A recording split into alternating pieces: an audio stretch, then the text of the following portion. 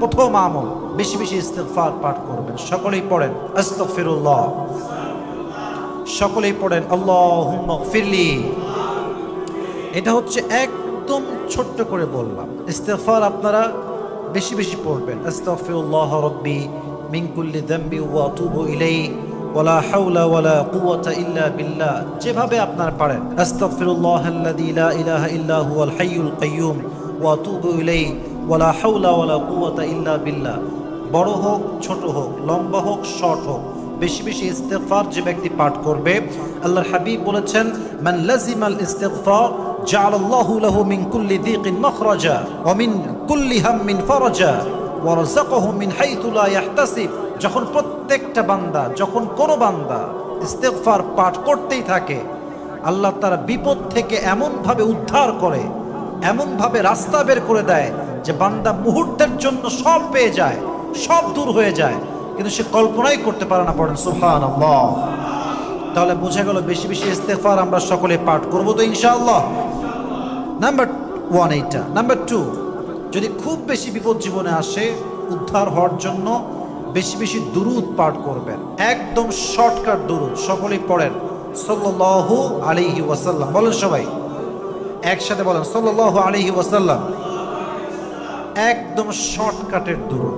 পারলে আপনি দুরূদ ইব্রাহিম পড়তে পারেন, লম্বা করে পড়বেন, আবার শর্টকাটও পড়তে পারেন। যে ব্যক্তি দুরূদ ইব্রাহিম বেশি বেশি পাঠ করে, তার সমস্ত বিপদকে দূর করে দেয়। একজন আওয়াজ দিয়ে বলেন তো তিনি কে?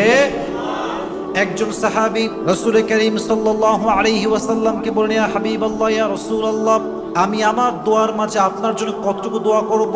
1 ভাগ, 2 ভাগ, 3 ভাগ, 4 ভাগ বলতেই আছে। কতটুকু করব? 1/3, আরো বেশি, আরো বেশি বলতেই আছে। বলতে বলতে অনেক উপরে গেছে। বলছি, ইয়া রাসূলুল্লাহ, আমি কি এত বেশি করব? আচ্ছা ইয়া রাসূলুল্লাহ, আমি যদি পুরো দোয়াটা শুধু আপনার জন্যই করি তাহলে কি হবে? আল্লাহর হাবিব বললেন, তুমি যদি শুধুমাত্র দুরূদ পড়ো, আমার জন্য দোয়া করো, তোমার এই একটা দোয়া তোমার সমস্ত দোয়াই কবুল করায় নেবে। সুবহানাল্লাহ পড়ার সময়। এর কারণ দেখেন, বোঝার চেষ্টা করেন। মনে করেন আপনার কোনো একজন মানুষের থেকে কাজ আদায় করতে হবে, তার কাছে আপনার কাজটা আটকায় আছে। আপনি যদি তার বাচ্চাকে নিয়ে এসে চকলেট খাওয়ান, আইসক্রিম খাওয়ান, জামা কিনে দেন, ঘুরায় বেড়ান, ভালোবাসেন বাবার সামনে, তাহলে বাবার একটা মনে আপনার জন্য দরদ, ভালোবাসা আসবে কি আসবে না? আসবে। তাহলে বলেন তো, পুরো পৃথিবীতে যত নবী এসেছে, আল্লাহর কাছে সবচেয়ে প্রিয় নবী তো আমাদের নবী, ঠিক কিনা বলেন যুবক ভাইরা? মুহাম্মাদুর রাসূলুল্লাহ সাল্লাল্লাহু আলাইহি ওয়াসাল্লাম। তো যখন আমরা দোয়া করছি আল্লাহুম্মা সাল্লি আলা মুহাম্মাদ ওয়া আলা আলি মুহাম্মাদ, আল্লাহ তুমি তোমার নবীর উপরে শান্তি বর্ষিত করো, তার উপরে তুমি সালামত বর্ষিত করো, আমরা নবীর জন্য দোয়া করছি, তার মানে আমরা আল্লাহর বন্ধুর জন্য দোয়া করছি। তো যেখানে আল্লাহর বন্ধুর জন্য দোয়া হচ্ছে, আল্লাহ খুশি হবে কি হবে না? তাহলে আল্লাহ খুশি হলে বান্দাকে সেই জিনিস দান করবে যেটা বান্দা মন থেকে চায়। এই জন্য আমরা ট্রাই করব বেশি বেশি দুরূদের আমল করতে। সকলেই মন খুলে বলেন ইনশাআল্লাহ। 3 নম্বর আমল হচ্ছে বেশি বেশি দোয়া ইউনুস পাঠ করা। লা ইলাহা ইল্লা আনতা সুবহানাকা ইন্নী কুনতু মিনাল যালিমিন। এই দোয়া হচ্ছে এমন একটা দোয়া, ইউনুস আলাইহিস সালাম যখন মাছের পেটে প্রবেশ করলেন, মাছ যখন তাকে গিলে খেয়ে ফেললো, ওখানে কোনো ফোন নাই, নেটওয়ার্ক নাই, সিম নাই, কিচ্ছু নাই, ল্যাপটপ নাই, কম্পিউটার নাই। উনি শুধু দোয়া করেন আল্লাহ লা ইলাহা ইল্লা আনতা সুবহানাকা ইন্নী কুনতু মিনাল যালিমিন।